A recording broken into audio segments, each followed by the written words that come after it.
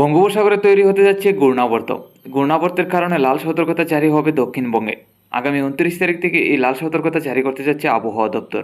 তো কোন কোন জেলায় লাল সতর্কতা জারি থাকবে তা আমরা দেখে নেব। এছাড়া আজকে এবং আগামীকাল কোন কোন জেলায় বৃষ্টি হতে যাচ্ছে এবং কী পরিমাণ বৃষ্টি হবে তাও আমরা দেখে নিচ্ছি। আজ 26শে মে সোমবার 2025। দেখুন আজকে সকাল থেকে যেটা দেখতে পাচ্ছি, বাংলাদেশের রংপুর রাজশাহীর সাইড নিয়ে নিম্নচাপ আছে, এরই মধ্যে রয়েছে বৃষ্টিও। উত্তরবঙ্গে শিলিগুড়ি, আলিপুরদুয়ার, গুয়াহাটি, আসামের শিলচরের দিকেও নিম্নচাপ আছে। এইসব জেলাগুলির মধ্যে বৃষ্টির সম্ভাবনা যেটা দেখতে পাচ্ছি।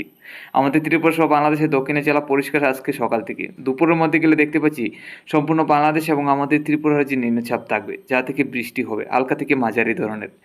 বিকালের মধ্যে গেলেও দেখতে পাচ্ছি নিম্নচাপটা থাকবে আমাদের ত্রিপুরায় এবং বাংলাদেশের একাধিক জেলায়, যার কারণে আমরা যেটা দেখতে পাচ্ছি আজকে দুপুর থেকে বিকাল পর্যন্ত একটানা ভারী থেকে অতি ভারী বর্ষণের সম্ভাবনা আছে।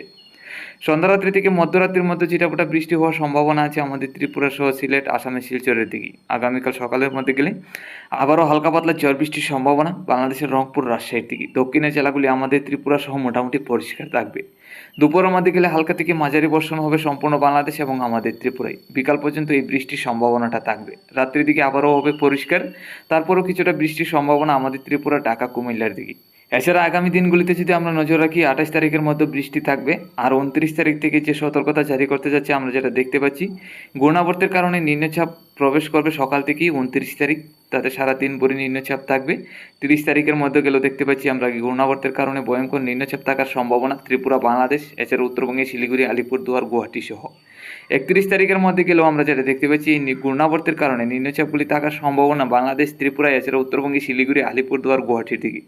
তো 29 তারিখ থেকে 30 তারিখ, 31 তারিখ পর্যন্ত লাল সতর্কতা জারি থাকবে আমাদের ত্রিপুরা, বাংলাদেশ, আসামের শিলচর, শিলিগুড়ি, আলিপুরদুয়ার, গুয়াহাটির দিকে। ভারী থেকে অতি ভারী বর্ষণের সাথে দমকা জোরো হওয়া থাকবে 60 থেকে 70 কিলোমিটারের কাছাকাছি।